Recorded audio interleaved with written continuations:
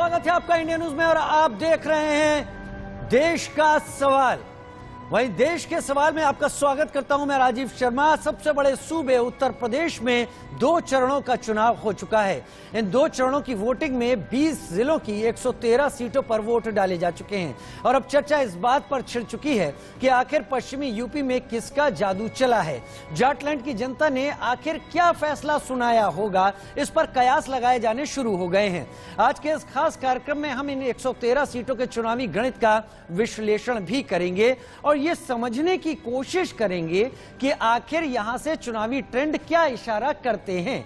अगर दोनों चरणों के वोटिंग प्रतिशत की बात करें तो साल 2017 के मुकाबले करीब 3% कम वोटिंग इस बार हुई है।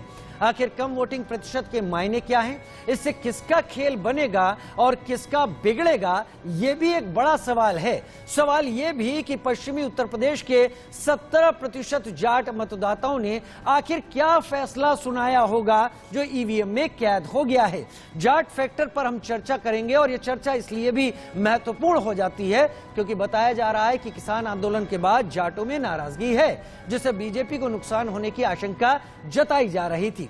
यह भी कहा जा रहा है कि इसका फायदा समाजवादी पार्टी और राष्ट्रीय लोकदल के गठबंधन को मिल सकता है। लेकिन क्या वाकई ऐसा हुआ होगा? क्या आरएलडी के चीफ जयंत चौधरी जाटों का समर्थन हासिल करने में कामयाब रहे हैं? क्या यहां जाट और मुस्लिमों ने मिलकर एक साथ वोट और एक के पक्ष में वोट किया है? बहुत सारे सवाल हैं। अगर दोनों चरणों की 113 सीटों की बात करें तो 2017 के नतीजों को देखा जाए तो बीजेपी को कुल मिलाकर 91 सीटें मिली थी। पहले चरण में उसको 53 सीटें मिली थी जबकि दूसरे में 38। वहीं समाजवादी पार्टी को इन पूरी सीटों में 113 में से 17 सीटें, आरएलडी को 1 सीट मिली थी। सवाल अब यह है कि इस बार पश्चिमी यूपी की जनता ने आखिर किन बातों को ध्यान में रखते हुए वोटिंग की है। कहते हैं कि देश को अगर हाथ में लेना है तो उत्तर प्रदेश जीतना होगा, लेकिन उत्तर प्रदेश की सत्ता का रास्ता पश्चिमी यूपी से ही निकलता है। इसलिए आज हम 113 सीटों पर क्या कुछ हुआ होगा इस बारे में अपने पत्रकार, बड़े वरिष्ठ पत्रकारों से भी बात करेंगे, पॉलिटिकल पार्टियों के प्रवक्ताओं से भी बात करेंगे, अपने रिपोर्टर से भी बात करेंगे और यहाँ का ट्रेंड और जनता का मूड भी हम इसके जरिए समझ पाएंगे। देश के जाने माने पत्रकारों का एक खास पैनल हमारे साथ होगा जो चुनावी गणित और जातीय समीकरण को समझने में हमारी मदद भी करेगा।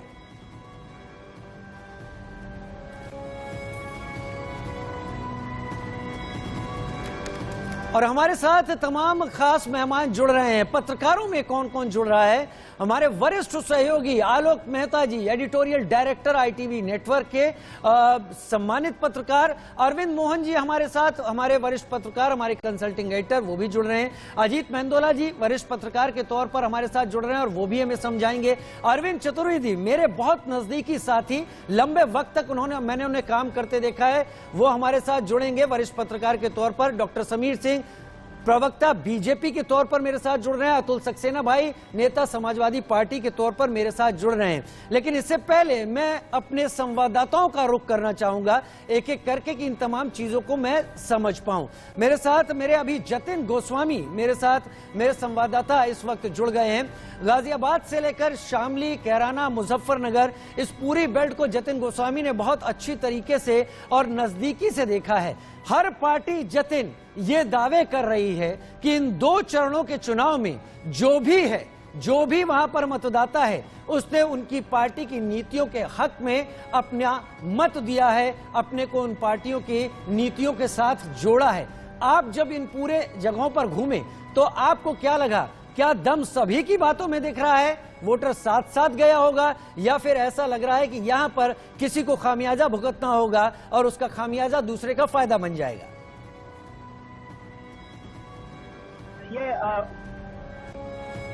देखिए, बिल्कुल इस सवाल का जवाब हमने तलाशने की कोशिश।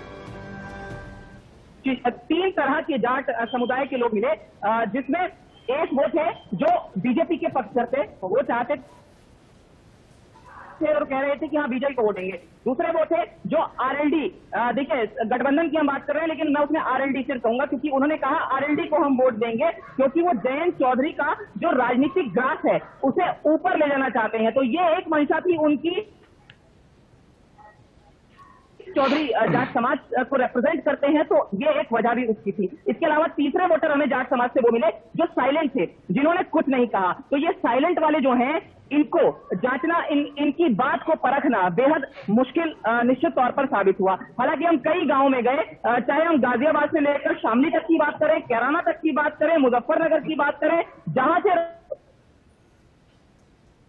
उस इलाके की बात करें, या फिर बागपत में, तो उन इलाकों में हमने नब्ज टटोलने की कोशिश कि जाट लैंड का जनादेश किसकी तरफ होगा।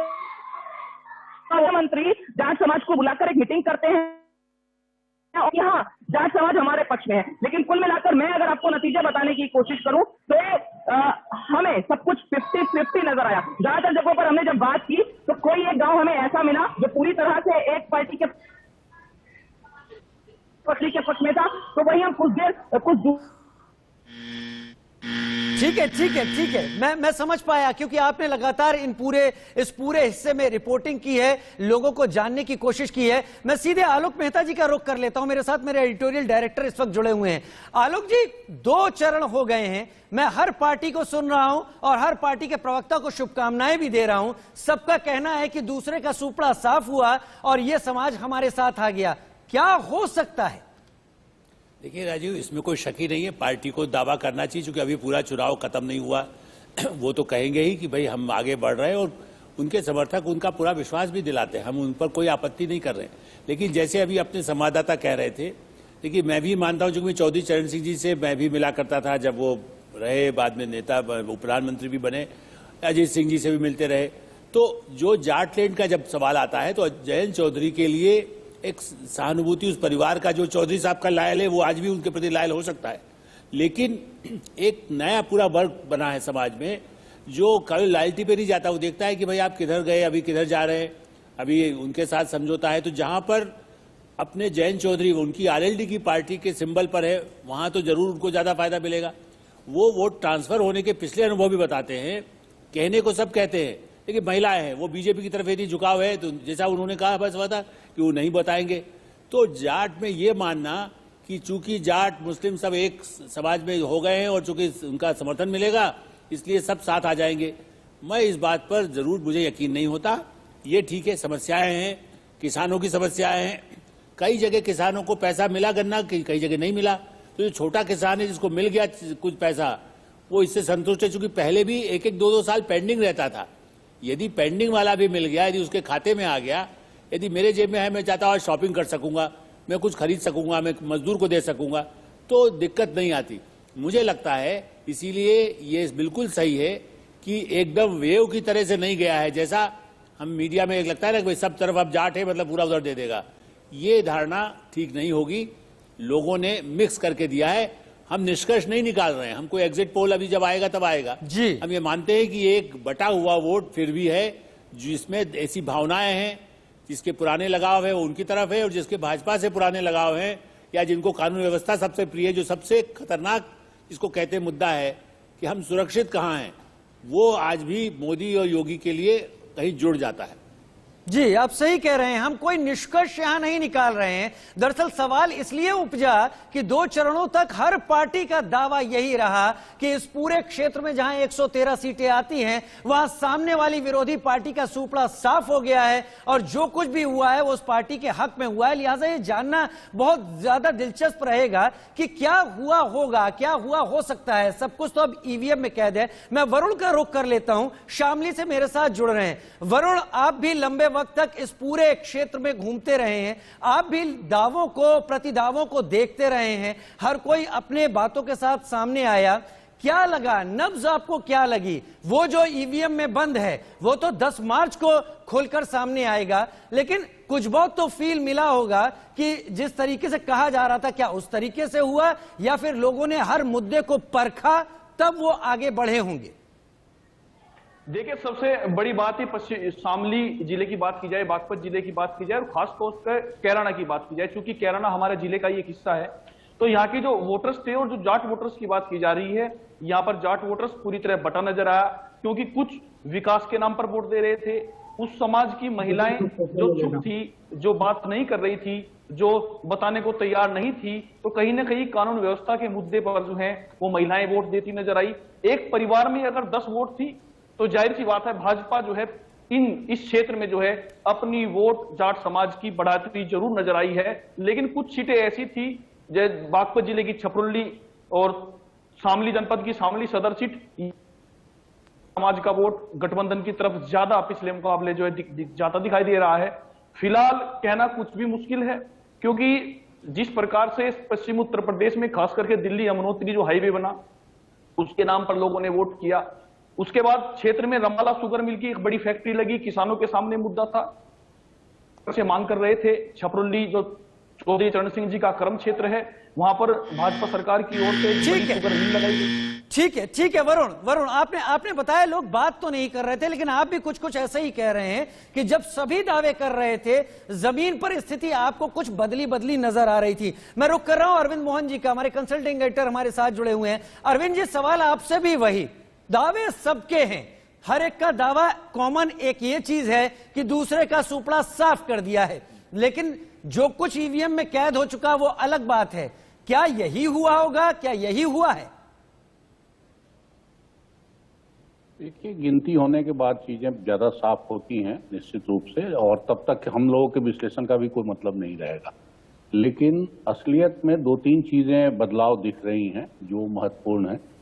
एक तो ये है कि जो बड़े ग्रुप हैं सामाजिक, उनमें जाटों का रुख, मुसलमानों का रुख बहुत साफ है, जाटवों का रुख भी लगभग साफ है, और ये उम्मीद थी कि जाटों वोट बिखरेगा, क्योंकि बीएसपी गिरती दिख रही थी शुरू से, बहुत लाउड बीएसपी नहीं थी, लेकिन लगता नहीं है कि जाटवों का वोट ज्यादा टूटा है। तो तीसरा ग्रुप जिस पे सबसे ज्यादा बीजेपी ने मेहनत की और जिसमें नाराजगी बहुत थी, क्योंकि किसान आंदोलन के चलते जाटों में सबसे ज्यादा नाराजगी थी, वही अगुआ थे आंदोलन के, तो उस ग्रुप पे बीजेपी ने मेहनत भी सबसे ज्यादा किया था। बहुत साफ लग रही है अभी जो भी रिपोर्ट देखी हमने, आज भी जो बात हो रही है उससे, कि जाटों का वोट उस तरह से नहीं मिला जितना पिछली दफे मिला था। यही जाट समाज था, यही अजीत सिंह का या चरण सिंह का परिवार था। 3-4 चुनाव से अजीत सिंह चरण सिंह के परिवार की क्या दुर्गति हुई है ये अनदेखी नहीं है, और इसी जाट समाज से रहते हुए, और जाटों का वोट जो है ही जिम्मेवार नहीं है। मैं तो मानता हूं कि अजीत सिंह की पॉलिटिक्स भी उसके लिए जिम्मेवार है, क्योंकि इससे बढ़िया बेस किसी का नहीं हो सकता था, और अजीत सिंह ने लगातार अपने पाला बदल के उसका नाश किया। तो वो चीज अपनी जगह है, लेकिन मुझे बहुत साफ दिखाई दे रहा है कि बीजेपी के सब करने के बाद भी जाटों की नाराजगी पूरी तरह खत्म नहीं हुई, और जाटों का काफी बड़ा हिस्सा बीजेपी के खिलाफ गया। अगर गिनती आप करेंगे तो ये 2 तरह से असर होता है असल में डेमोक्रेसी में, पलड़े 2 हैं। अगर कोई बाट इस पार से दूसरी तरफ चला जाए तो असल में व्यवहारिक इस हिसाब में उसका वजन 2 गुना हो जाता है।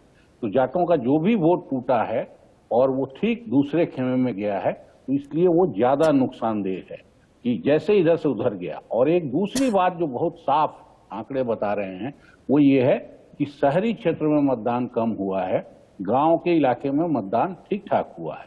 तो शहरी इलाके हम सब जानते हैं कि बीजेपी के लिए, और ये जो सुरक्षा की बात बार बार आजकल इधर आखिरी दिनों में बीजेपी ने कम्युनलाइज पहले करने की कोशिश की, फिर उसके बाद सुरक्षा और एसपी के गुंडे आ रहे हैं टाइप बात शुरू हुई, तो औरतों की सुरक्षा खास तौर से एक सवाल उभर के आया।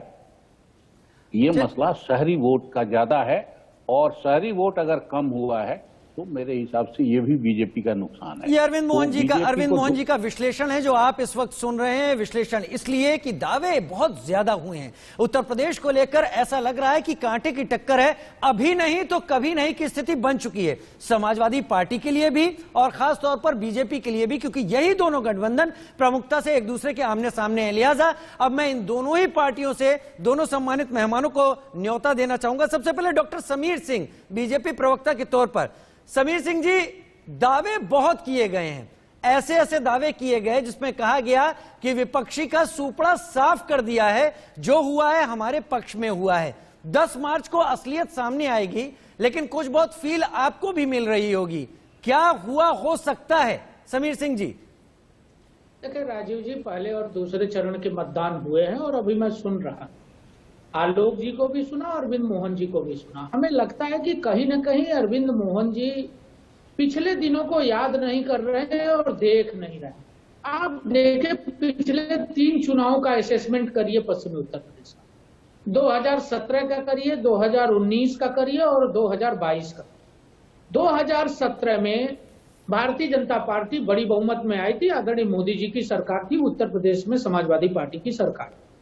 योगी आदित्यनाथ जी के मुख्यमंत्री बनने के बाद उत्तर प्रदेश के अंदर जिस प्रकार से हमने काम किया है, आदरणीय मोदी जी ने भी उसको कहा, डबल इंजन की सरकार ने उत्तर प्रदेश का विकास किया है। डबल इंजन की सरकार ने कानून व्यवस्था को हमने स्थापित किया है। जो उत्तर प्रदेश के कानून का राज खत्म हो गया था, उसको हमने स्थापित करने का काम किया है।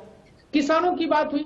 हमें लगता है अरविंद मोहन जी पिछले रिजल्ट को भूल रहे हैं। आज उत्तर प्रदेश 17 से जाति से बाहर निकल चुका है। देखिए, आप जब मुसलमान की बात करते हैं, जाट की बात करते हैं, बाकी अन्य जातियों की बात करते हैं, जाटों की बात करते हैं, तो ये नहीं सोच पाते हैं ये कि 17, 19 और 22 का रिजल्ट इन जातियों से बाहर आने वाला है और ये चुनाव विकास का चुनाव है, कानून व्यवस्था का चुनाव है। आप देखिए, पहले और दूसरे चरण में हिंदू हो, मुसलमान हो, कोई भी महिलाएं निकली तो उन्होंने क्या कहा, हमने सुरक्षा को लेकर वोट किया, हमने विकास को लेकर वोट किया, हमने देश की तरक्की और उत्तर प्रदेश के विकास को आगे बढ़ाने को लेकर वोट किया। किसी ने भी इन मुद्दों को भुलाया नहीं है। अभी अमित शाह ने जाट वाली बैठक यूं ही कर ली। राजनीतिक दल चलाते, हम सबसे बात करते हैं। अमित मोहन जी, आपके सब प्रश्नों का जवाब दे रहा हूं, धैर्य से सुन लीजिए, धैर्य से सुन लीजिए। हम सभी जातियों से मिलते हैं, हम जाटों में भी मिलते हैं, हम मुसलमान में भी मिलते हैं, हम हिंदू में भी मिलते। सबका साथ, सबका विकास और सबका विश्वास हमने जीतने का प्रयास किया है। डॉक्टर, आगे भी हम करते रहेंगे। डॉक्टर मैं अपनी समीर बात को कंटिन्यू करूं राजीव जी, 30 सेकंड में पूरा करूंगा जी। किसानों की बात आई, अभी गन्ना मूल्य भुगतान और शुगर मिल की बात आई। आप देखिए, सपा और बसपा ने शुगर मिलें बेची थी। 20 शुगर मिलें बसपा ने बेची, 13 शुगर मिलें अखिलेश यादव ने बेची। योगी जी ने शुगर मिलें चलाई। रामाला शुगर मिल चौधरी चरण सिंह के जन्मभूमि की शुगर मिल है, उसको हमने पैसा देके उसकी क्षमता योगी जी ने बढ़ाई। अखिलेश जी, ठीक है डॉक्टर समीर सिंह, ठीक है, इतना विस्तार में नहीं। मैं उन दावों पर रिएक्शन आपका मांग रहा था। आपने कहा 2017, 2019 और 2022 आप बड़ी सफाई से किसान आंदोलन का 1 साल यहां पर हटा के चले गए और आपने उन बातों पर अपनी बात रखी। खैर, शुभकामनाएं मेरी कि आप ऐसा सोच रहे हैं। 10 मार्च को सारी चीजें सामने आएंगी। अतुल सक्सेना जी को मैं बीच में ले आता हूं। ठीक है, अतुल सक्सेना जी को मैं बीच में ले आता हूं। उसके बाद मेरे 2 और सहयोगी मेरे साथ हैं। अतुल सक्सेना जी, जो कुछ है वो ईवीएम में कैद है, ये आपको भी पता है, सभी पार्टियों को पता है। लेकिन क्या हुआ हो सकता है जहां पर आप लगातार ये कह रहे हैं, आपके राष्ट्रीय अध्यक्ष कह रहे हैं कि बीजेपी का इस बार हमने सुपड़ा साफ कर दिया है। अगर सुपड़ा साफ कर दिया है तो आपको कैसी वाइब्स मिल रही हैं, क्या संकेत मिल रहे हैं? क्या इस पूरी बेल्ट में आपको एक तरफा सब कुछ मिल चुका है जिसका कॉन्फिडेंस आपकी भाषा में नजर आ रहा है? अतुल जी। देखिए राजीव भाई, हमारे यहाँ 2 चरणों के चुनाव जो है संपन्न हो चुके हैं। 113 सीटों पे चुनाव संपन्न हो चुका है और मैं उत्तर प्रदेश के मतदाता का हार्दिक आभार देना चाहता हूं कि उन्होंने हमें 100 का आंकड़ा पार करा दिया है। 100। देखिए, अभी समीर जी ने बहुत सी बातें करी, परंतु उनकी किसी बात में दम देखने को नहीं मिला। वो पुराने बरसों की बात ही याद दिलाते रहे जिसमें उन्होंने कुछ भी करने का काम नहीं करा। यदि 2017 की उन्होंने बात करी, 19 की बात करी, तो जो पुराने वादे थे जिसपे मोदी जी करके आए थे वो तो पूरे हुए ही नहीं। चाहे 15 लाख का वादा था, चाहे रोजगार देने का वादा था, परंतु यदि 21 की यदि बात करें, जिस किसानों के वोट मांगने का इन लोगों ने काम करा और उसी किसान पे इन्होंने लाठी मारने का काम किया जो गाजीपुर पे और टीकरी बॉर्डर पर बैठे रहे। तो वहां 700 किसान शहीद हो गए, तो क्या किसान इन्हें वोट देगा? और अब जो तीसरे चरण का मतदान होने जा रहा है वो अवध में होने जा रहा है, पश्चिमी क्षेत्र की कुछ सीटों पे होना चाह रहा है, पश्चिमी यूपी के, और बुंदेलखंड में होने जा रहा है। उसमें एक जिला हाथरस भी आता है राजीव भाई जी, और वो वही हाथरस है जहां पर उस बेटी को रेप करके 2 बजे उसकी अंत्येष्टि कर दी जाती है, उसके परिवारजन को भी उससे मिलने नहीं दिया जाता है। वही हाथरस है ये। तो जो अभी आपने कहा कि जो वोट है वो ईवीएम में बंद हैं, ये हमें पता है और पार्टियों को पता है, परंतु उससे ऊपर ये जनता को पता है कि जनता ने किसे वोट देने का काम करा है। आज जनता की हालत जो है, जनता इस तानाशाह सरकार से आजादी चाहती है। जैसे पहले जो है अंग्रेजों से आजादी हिंदुस्तान को चाहिए थी, आज इन्होंने हमारे देश की स्थिति ऐसी कर दी है, खास करके उत्तर प्रदेश की, कि भाजपा रूपी अंग्रेजों से उत्तर प्रदेश आजाद होना चाहता है। क्योंकि आप देखिए जिस तरीके से इन्होंने दलितों के साथ व्यवहार किया और बहन बेटियों के साथ रेप की जो घटनाएं बढ़ चुकी हैं, शिक्षकों के ऊपर इन्होंने आरक्षण में धोखा करने का काम किया। जहां 69,000 शिक्षक भर्ती का घोटाला था और 27% रिजर्वेशन ना देते हुए इन्हें केवल 3% रिजर्वेशन देने का काम करा। उनका खून निकालने का काम किया, लाठी मारने का काम किया, और जिसने उनके ऊपर आवाज उठाई उसे जेल भेजने मतलब का काम आजादी किया। के अमृत महोत्सव में हो रहा है ये चुनाव, आपको पहले 2 चरणों में अमृत दे गया है, आप यही कह रहे हैं? ये देखिए, ये जो भाजपा है, ये अमृत नहीं, ये लोगों में इसने जहर बांटने का काम किया है। आपको अमृत मिला है कि नहीं मिला है? पार्टी सरकार बनने के बाद आपको संकेत क्या मिल रहे हैं? नहीं, ऐसे राजीव भाई, ऐसे अमृत से भगवान बचाए, क्योंकि ये जहर बांटने का काम कर रहे हैं, अमृत बांटने चुनावी का काम नहीं अमृत कर मिला रहे कि हैं। नहीं मिला? ये धोखे की राजनीति करते हैं। कौन किया था? अरे ये क्या अमृत बांटेंगे? मुजफ्फरनगर में अमृत किसने बांटी थी? कॉर्पोरेट घरानों से तो पहले फुर्सत मिल जाए। ये अमृत बांटते हैं तो केवल चंद पूंजीपतियों को बांटने का काम करते हैं। ये उत्तर प्रदेश की भोली भाली जनता के साथ धोखा करते हैं। याद है उत्तर प्रदेश की जनता को, आपकी समीर जी, तकरीर भी बीच याद में मत बोलिए, इंटरप्ट होता है मुझे। चलिए ठीक है, मैं आता हूं, आप दोनों के पास आता हूं। डॉक्टर समीर सिंह, अतुल जी, डॉक्टर समीर सिंह, अतुल जी, समय व्यर्थ न करें। मेरे 2 सहयोगी और मेरे साथ जुड़े हुए हैं, मेरे साथ अजीत मेंदोला जी भी जुड़े हुए हैं, अरविंद चतुर्वेदी भी जुड़े हैं, और दोनों ही उत्तर प्रदेश की नब्ज को बहुत नजदीकी से पकड़ रहे हैं। पहले अजीत मेंदोला जी, आपके पास आते हुए सीधा सवाल, जो ईवीएम में बंद हो चुका है, उसी इस पश्चिमी उत्तर प्रदेश और रुहेलखंड को लेकर हर पार्टी यह दावा कर रही थी कि हमारे हाथ में बाजी लगी है, दूसरे का सुपड़ा साफ हुआ है। क्या वाकई जिस जाट के ऊपर आधारित होकर ये बयान दिए जा रहे थे, उसमें दूसरे का सुपड़ा साफ किया है पार्टियों ने? राजीव, बहुत दिलचस्प चुनाव हुआ है इस बार का, यूपी का होने जा रहा है। 2 चरणों में जो वोटिंग पड़ी है, तमाम तरह के दावे वादे किए जा रहे हैं कि भाई ये जाटों का वोट, हमको पूरा वोट मिल गया है। लेकिन मेरा अपना इस बारे में थोड़ा सा आकलन अलग तरीके का है। अगर आप पूरे पश्चिम उत्तर प्रदेश में देखेंगे, बीजेपी ने बहुत स्ट्रेटेजिकल चुनाव लड़ा। बीजेपी ने पूरा, मेरा मानना है कि बीजेपी ने बहुत बारीकी से अध्ययन करा कि यहां पर क्या मुद्दा चलेगा। आप देखिए, अनुच्छेद 370 हिंदुत्व का मुद्दा इस बार पश्चिम उत्तर प्रदेश में कहीं जिक्र में नहीं आया, क्योंकि पश्चिम उत्तर प्रदेश में कानून व्यवस्था अपने आप में बहुत बड़ा मुद्दा है। और जाट राजनीति की बात करके कहीं ना कहीं समाजवादी पार्टी और लोकदल ने एक, मेरे को लगता है कि गलत ट्रैक पकड़ लिया। वो किसानों के मुद्दे की बात करते करते जाट पर आ गए। और अगर आप देखेंगे, जाट अब पहले वाली बात नहीं रह गई पश्चिम उत्तर प्रदेश में, वरना अजीत सिंह 2 बार चुनाव नहीं हारते, उनका बेटा चुनाव नहीं हारते। जाटों का एक जो वर्चस्व पहले होता था, देखिए 90 के दशक तक जाट राजनीति बहुत स्ट्रांग थी। वो वहां पर एक जो गरीब था, ब्राह्मण होता था, पिछड़ा होता था, दलित होता था, वोट नहीं डाल पाता था। 90 के बाद वोट पड़ने शुरू हुए तो फिर कहीं ना कहीं अजीत सिंह चुनाव हारने लगे।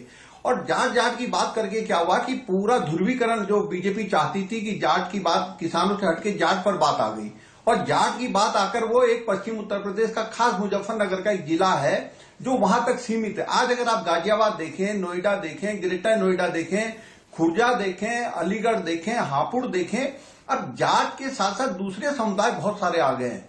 अपने पड़ोस में, दिल्ली के पड़ोस में गाजियाबाद को आप देखें, इंदिरापुरम में एक उपनगरी बस गई है, जहां आपको जाट, पहले तो जाट किसान होते थे, लेकिन अब उनके जब से नए ये शहर बसने शुरू हो गए, जमीनें बिकने लगी, तो दूसरा व्यापारी वहां पर तबका आ गया है जी। जो ये चाहता है, उसमें जाटों का भी एक बहुत बड़ा वर्ग है कि हमें सुरक्षा व्यवस्था हमारे लिए सबसे इंपॉर्टेंस है। और इसलिए बीजेपी ने, आप देखिए प्राइम मिनिस्टर मोदी ने आपका सोतीगंज मार्केट जैसे, जो जिसको कि अभी बंद कर दिया गया है योगी सरकार के द्वारा, वो प्रधानमंत्री मोदी ने अपने भाषण में मेरठ का अपने भाषण में 2-3 जगह सोतीगंज की बात करी।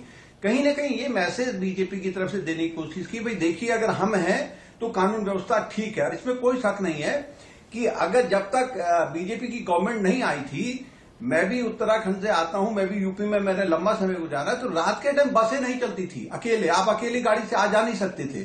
पुलिस वाले रोक देते थे, भाई कार्रवाई बना के चले, मीरापुर के पास आपको लूट लिया जाएगा आगे जाके। तो कहीं ना कहीं 2-4-5 साल में स्थिति बदली है।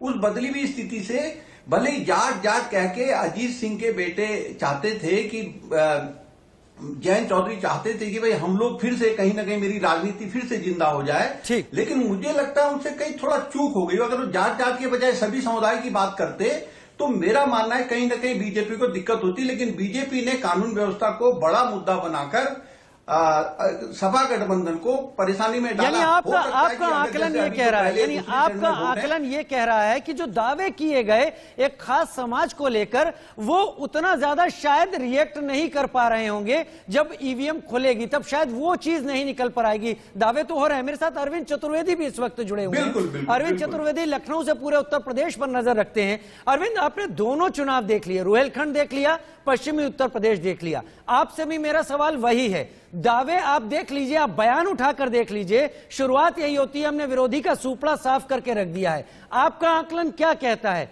जब 10 मार्च को जब ईवीएम खुलेगी तब क्या हो सकता है और किस मुद्दों पर सारी कहानी चली होगी? क्या पार्टियों के मुताबिक या लोगों ने खुद तय किया होगा?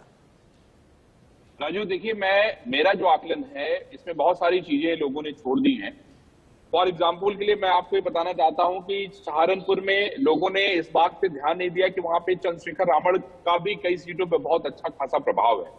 बहुजन समाज पार्टी को लेकर अरविंद मोहन जी ने जरूर कहा कि नहीं, बहुजन समाज पार्टी का लग रहा था कि वोट बिखरा हुआ है, जाटो समाज बिखरा हुआ है, लेकिन ऐसा कहीं प्रतीत नहीं होता है कि जाटो समाज बहुत बिखरा हुआ है और बहुत सारी सीटों पे बहुजन समाज पार्टी बहुत अच्छा लड़ रही है। और मैं आपको बता दूं कि जब आप रिजल्ट देखेंगे पश्चिमी उत्तर प्रदेश का, तब आपको वहां पर उनके नंबर दिखाई देंगे जो कहीं ना कहीं समाजवादी पार्टी और लोकदल के नंबर होंगे। इस बात का हमें ध्यान रखना चाहिए। उसके बाद सारा फोकस जो सिर्फ जाटों पे किया गया है, मैं उससे कतई सहमत नहीं हूं। और ये मंदोला जी की बात से मैं सहमत हूं कि मंदोला जी ने जो ये बात कही है कि दूसरी जातियां भी बहुत प्रभावी हैं, जिस तरीके से ध्यान लोकदल और समाजवादी पार्टी को देना चाहिए उस तरीके से नहीं दिया गया है। ऐसे में ये मुकाबला दिलचस्प हो गया है, एक तरफा नहीं हो गया है, दिलचस्प हो गया है। और इसमें जिसने बुद्धि विवेक से काम किया है राजीव, उसको फायदा मिलेगा। हाँ, यहाँ पर मैं ये जरूर कहना चाहूंगा कि भारतीय जनता पार्टी को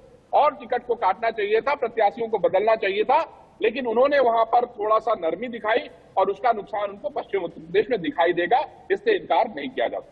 मेरे पास और भी सवाल है अरविंद आपके लिए, और उन सवालों पर मैं आऊंगा। मेरे साथ और भी वरिष्ठ मेहमान हैं, हम बहुत कुछ समझने की कोशिश कर रहे हैं। आप लोगों से चर्चा के बाद मुझे भी वो लग रहा है कि क्या पता ईवीएम में से कुछ ऐसी चीज निकलकर सामने आए जो हमने भी शायद सोची ना हो। समीकरणों को अगर समझा जाए। मैं हेडलाइंस लेकर वापस लौटता हूं, चर्चा जारी रखते हैं। बड़ी खबर के प्रस्तुत करता है doctor ortho Ayurvedic oil and capsule, जोड़ों के दर्द की बेजोड़ दवा। सह प्रायोजक हैं MDH किचन किंग मसाला, बनाए हर डिश को खास लाइक मैजिक। असली मसाले सच MDH। Asian Paints Royal Glitz the ultra sheen paint that steals your spotlight. और Lapcare, most trusted brand for IT peripherals, accessories and mobile accessories। Uttar Pradesh के तीसरे चरण के लिए बीजेपी का धुआंधार प्रचार। औरैया में गृहमंत्री अमित शाह ने विरोधी दलों पर साधा निशाना। कहा पहले 2 चरण में एसपी और बीएसपी का सूपड़ा साफ, बीजेपी होगी 300 के पार, किसानों के लिए काम करेगी बीजेपी सरकार।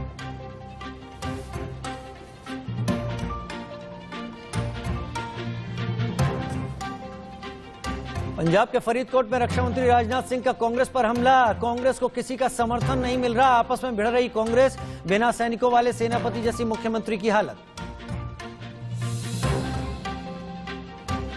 कांग्रेस को पंजाब चुनाव से पहले एक और झटका। अश्विनी कुमार ने चुनाव के बीच कांग्रेस पार्टी को कहा अलविदा। कहा कांग्रेस में मेरा दम घुट रहा था। चारा घोटाला के डोरंडा केस में लालू यादव दोषी करार, पुलिस कस्टडी में भेजा गया होटवार जेल। रांची में सीबीआई की स्पेशल कोर्ट ने सुनाया फैसला। हिजाब विवाद को लेकर आज भी कर्नाटक हाई कोर्ट में नहीं हुआ फैसला। कल फिर होगी मामले की सुनवाई। फिलहाल स्कूल कॉलेज में हिजाब पर रहेगी रोक। मुस्लिम छात्राओं ने मांगी यूनिफॉर्म के रंग वाले हिजाब पहनने की इजाजत। यूक्रेन के राष्ट्रपति व्लादिमीर जेलेंस्की ने फेसबुक पर बताई हमले की तारीख। लिखा 16 फरवरी को यूक्रेन पर हमला करेगा रूस। भारतीय दूतावास ने अपने नागरिकों को दी यूक्रेन छोड़ने की सलाह।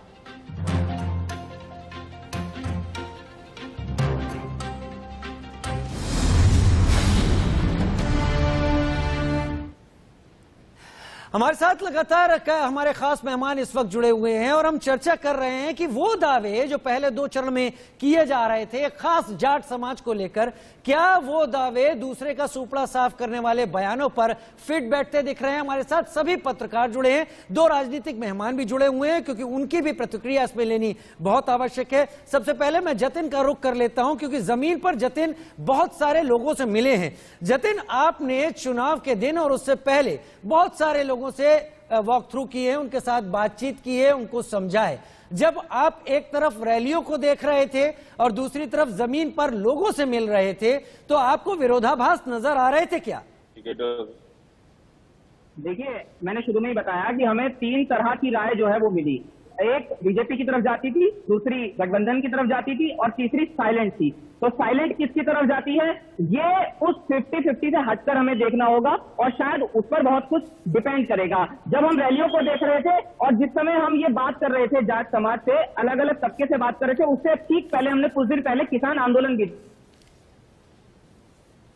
बॉर्डर पर हुआ था और गाजीपुर बॉर्डर वो सेंट्रल पॉइंट है जो पूरे पश्चिमी यूपी को एक तरह से देखा जाए वहां पर तमाम जाट समाज के लोग भी बैठे हुए थे और किसान मुद्दा क्योंकि वहां पर बहुत अहम था। लेकिन किसान मुद्दा जिस पर हम बात करते हैं वो इतना आसान नहीं, काफी पेचीदा है क्योंकि इसमें यह देखना बेहद जरूरी है कि जब तीनों कृषि कानून वापस ले लिए गए उसके बाद किसान किस ओर गए और खासकर जब ठीक है जतिन, आप साइलेंट वोटर की बात कर रहे हैं। आलोक मेहता जी मेरे साथ, एडिटोरियल डायरेक्टर मेरे साथ जुड़े हुए हैं। आलोक जी, अरविंद जी ने एक शब्द कहा था और वो शब्द जयंत चौधरी के परिप्रेक्ष्य में कहा था। उन्होंने कहा था कि सहानुभूति की जो लहर उम्मीद की जा रही थी जयंत चौधरी के नाम को, जिसके चलते जयंत चौधरी, आरएलडी और सपा का गठबंधन हुआ था, आपको लगता है वो सहानुभूति का फैक्टर काम किया होगा? क्योंकि अगर किया होगा तो ईवीएम से बहुत कुछ अप्रत्याशित आ सकता है। देखिए, अरविंद जी ने कुछ हद तक ये बात सही है कि एक उन्होंने जिस समय किसान आंदोलन के समय जयंत चौधरी जितना एक्टिव दिखाई दिए, प्रतिपक्ष के बहुत कम ऐसे नेता दिखाई दिए जो खुद सड़क पर जैसे कहते दौड़ रहे हैं, लोगों के बीच में भाग रहे हैं और उनकी सहानुभूति उनकी जुटाई उन्होंने, और पारिवारिक है। लेकिन हाँ, उसके अभी भी मैं इसीलिए कह रहा हूँ कि जहाँ उन्होंने उनका प्रभाव है, एक असल में हमने अभी तक बातचीत में अल्पसंख्यकों की वाली चर्चा नहीं की जी। देखिए, जहाँ पर आप मुलायम, जिनको अखिलेश जी के जो लोग हैं, उन्हें एक बड़ा वर्ग ऐसा था जो आपस में जो पार्टी का उन्होंने डिवीजन किया कि कहाँ पर समाजवादी को भी राष्ट्रीय लोकदल समर्थन करेगा, उसमें जो मुस्लिम वहाँ के जो लोग हैं उनके लिए तो टोटल समाजवादी के लिए वोट पड़ा है, मैं ये मान सकता हूँ। लेकिन वही मुस्लिम वोट क्या उन जाट भाइयों को भी मिला होगा, यहाँ भी एक शंका पैदा होती है। क्योंकि यदि पुराने देखिए, गांव में हम और आप जो गांव से आए हैं, बहुत साल वैसे अब तो दिल्ली में रहने लगे, लेकिन गांव में जो पुश्तैनी जैसे कहते ना आदमी, उसके दादाजी ने ये किया था, पिताजी ने, तो उनके साथ उनका समर्थन भी हो सकता है और उनके अंदर से दुश्मनी भी होती है जी। उस तरह, इसलिए उस साइकोलॉजी को जो देखेंगे आप तो सारा उनको लगता है भाई जयंत चौधरी, देखिए हमने अपने कुछ इंटरव्यूज किए शाहिद सिद्दीकी से भी जो वाइस प्रेसिडेंट है, उन्होंने क्या कहा कि नहीं ऐसा कुछ नहीं होगा। लेकिन सही बात यह है कि कल लोग ये भी मानते थे कि जयंत चौधरी कल यदि जरूरत होगी, क्योंकि अजीत सिंह जी का कारण है। देखिए, अजीत सिंह जी का ऐसा रहा था कि वो कभी बीएसपी के साथ गए, कभी समाजवादी के साथ गए, कभी कांग्रेस के साथ गए, तो ये जो शंका अल्पसंख्यकों के मन में रही कि कहीं ये बीजेपी से हाथ मिला लें, यदि उनको 10-20 सीट जरूरत होगी जी, ये एक खतरा है इसके साथ। और क्या पता सर, क्या पता इसी के चलते गृह मंत्री और बीजेपी के तमाम आला नेता आरएलडी और जयंत चौधरी को लेकर बड़ा सॉफ्ट दिखे हैं लगातार। मैं अतुल भाई को डिबेट में लाना चाहूंगा। अतुल भाई मेरे साथ जुड़े हुए। अतुल भाई, अरविंद चतुर्वेदी जो मेरे साथ मेरे सहयोगी हैं, लंबा उनका अनुभव भी है पत्रकारिता में, लखनऊ से पूरा उत्तर प्रदेश देख रहे हैं, उन्होंने कहा कि हम लोग जब जाटों को अपने अपने साथ लाने की बात करते हैं और ये कहते हैं हमने दूसरी पार्टी का सुपड़ा साफ कर दिया, तो हम कहीं बहुत बीएसपी को कमतर आंकने लगते हैं। क्या आप भी मानते हैं कि बीएसपी भी इस बीच में से एक चमत्कार करके निकल सकती है, आपकी उम्मीदों पर पानी फिर सकता है? देखिए राजीव भाई, अरविंद जी का आकलन पत्रकार के रूप में एक अच्छा आकलन है, परंतु जो हम फील्ड में रहते हैं और जो प्रतिक्रियाएं लोगों के बीच में से आती हैं, देखिए बसपा उत्तर प्रदेश से खत्म हो चुकी है। और राजीव भाई, उसका मैं आपको विश्लेषण दे दूंगा कैसे खत्म हो गई, मैं ऐसा क्यों कह रहा हूं। देखिए, बसपा के जितने विधायक थे वो समाजवादी पार्टी में आ चुके हैं, और अभी कुछ दिन पहले आप ये देखिए, बसपा के विधायक और सांसद ही नहीं, इनकी जो जिलेवार की टीम है, यदि जैसे मैं गाजियाबाद की बात करूं या बरेली की बात करूं, नोएडा की बात करूं, लखनऊ की बात करूं, शाहजहांपुर की बात करूं, तो देखिए इनकी जिलेवार जो जिले की कमेटी होती है, उसके तमाम नेतागण, चाहे वो जिला अध्यक्ष हो, उपाध्यक्ष हो, सचिव हो, ना जाने कितने फेरियस्त होती है इस लिस्ट की, वो सारी समाजवादी पार्टी की सदस्यता ऑलरेडी ले चुकी है। तो बेसिकली जब इनका जो है संगठन ही नहीं बचा, तो ये उत्तर प्रदेश में क्या कारनामा करेंगे। अरे मायावती ने जो है दलितों के वोट बेचने की राजनीति करने का काम किया था, और उस दलित का जो है इन्होंने सम्मान करने का काम नहीं किया। जब दलित बेटी के साथ रेप की घटनाएं हुई तो मायावती ने उसके घर जाने की कोशिश नहीं करी, ना ही उसे संवेदना के लिए दो शब्द भी बोलने का काम किया। तो बसपा उत्तर प्रदेश से खत्म हो चुकी है। रहा सवाल अरविंद जी की बात का, मैं और जवाब दे दूं। देखिए, इस बार जो वोट पड़ रहा है राजीव भाई, वो विकास के नाम पर पड़ रहा है। आप देखिए, हम कहते हैं कि हम किसानों को सिंचाई के लिए बिजली फ्री देंगे, वोट इस बात पे पड़ेगा या वोट इस बात पे पड़ेगा जिस भाजपा ने, जिस योगी ने किसानों को जो है लाठी भांजने का काम करा। ठीक है, ठीक है, ठीक है अतुल जी, ठीक है अतुल जी। मैं अरविंद चतुर्वेदी को टॉस करना चाहूंगा। समय मेरे पास अब थोड़ा लिमिटेड है, मैं धीरे धीरे सब पे जा। अरविंद, अतुल भाई कह रहे हैं वो सहमत नहीं है जो आप जाटव फैक्टर और बीएसपी की बात कर रहे हैं।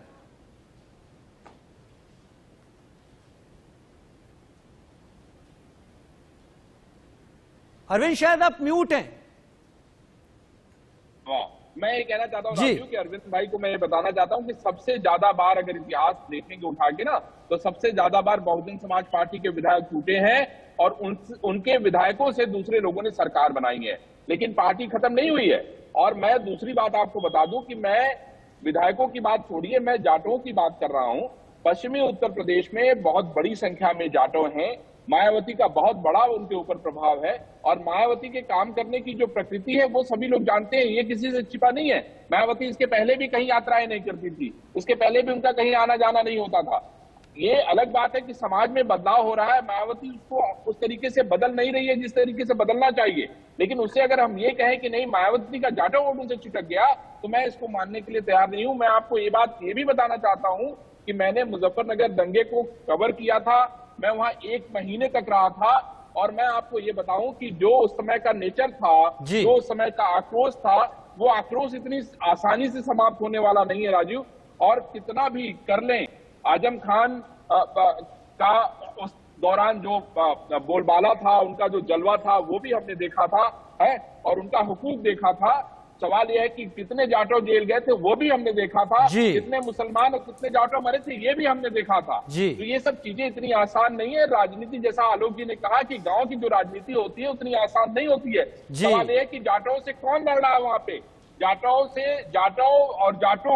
जाटो और मुसलमान, ये सारी जो चीजें हैं जिसका समीकरण बनाने की कोशिश की जा रही है ना, वो चीजें इतनी आसान नहीं, वो बहुत ठीक है। डॉक्टर समीर सिंह, आपकी प्रतिक्रिया।